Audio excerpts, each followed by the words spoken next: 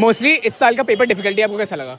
Difficult मैं seriously बताऊँ तो मैं बस मॉक लगाया था जिपमेट के, उसके बाद मैं रोहतक के मॉक लगाया, फिर इंदौर के मॉक लगाने का टाइम ही नहीं मिला मेरे को। और तुम्हारा? हाँ बस, लेकिन जैसे जो मॉक्स में क्वेश्चन थे वो ज्यादा आसान थे और उसमें तो मतलब मॉक्स आसान था पेपर से? हाँ मॉक्स आसान लग रहे अच्छा, आप कहाँ के मॉक्स दे रहे थे जो आसान लग रहे हैं आपको? मॉक्स में का मतलब यूजुअली से मतलब ऐसे टाइम मैनेजमेंट और उसका कह सकते हैं। मोस्ट आपको सेक्शन कौन सा लगा कि आपको ज्यादा चैलेंजिंग है? एमसीक्यू कौन जानलेवा थे। क्यों, ऐसे कोई टॉपिक था स्पेसिफिक जो रिपीट? ब्लॉग था बहुत। हायर मैथ्स बहुत आया था, अरिथमेटिक के कोई क्वेश्चन ही नहीं आया था, बहुत कम आया था। और फिर मतलब और मुश्किल सेक्शन एमसीक्यू लगा, तो इजीएस्ट आपको कौन सा लगा? इजीएस्ट ऐसे वर्बल एबिलिटी में जो रीडिंग सेक्शन था बहुत इजी था, और एमसीक्यू में जो लास्ट डेटा के क्वेश्चन ओवर अटेम्प्ट हो जाएंगे। अच्छा, और मतलब कुछ ऐसा था कि कुछ अनएक्सपेक्टेड सा हुआ उस पेपर में कंपेयर टू प्रीवियस ईयर?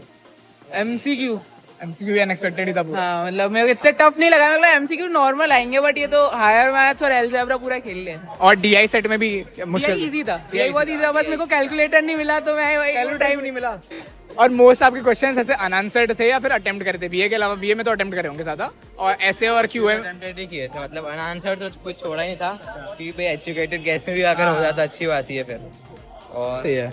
और मतलब मोस्टली आपका एक्यूरेसी कैसे लग रही है कि सही है डिस्कस करने के बाद, या फिर 50-50